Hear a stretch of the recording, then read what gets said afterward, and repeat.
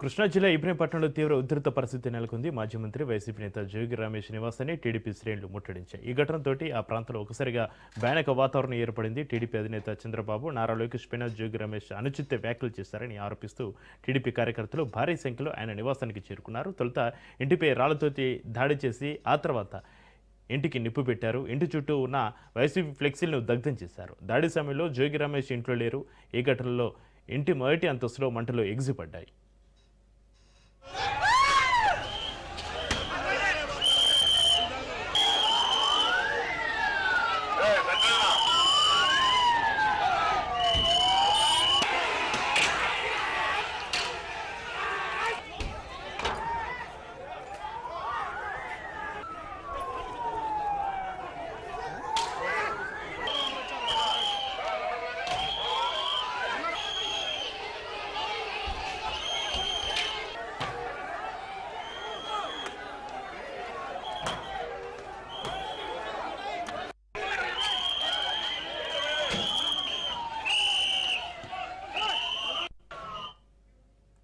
సమాచారం అందుకున్న వెంటనే అగ్నిమాపక సిబ్బంది, పోలీసులు ఘటనా స్థలానికి చేరుకున్నారు. ఫైర్ సిబ్బంది మంటలను అదుపులోకి తెచ్చేందుకు ప్రయత్నిస్తుండగా పోలీసులు భారీగా మోహరించి పరిస్థితిని శాంతింపజేసేందుకు చర్యలు చేపట్టారు.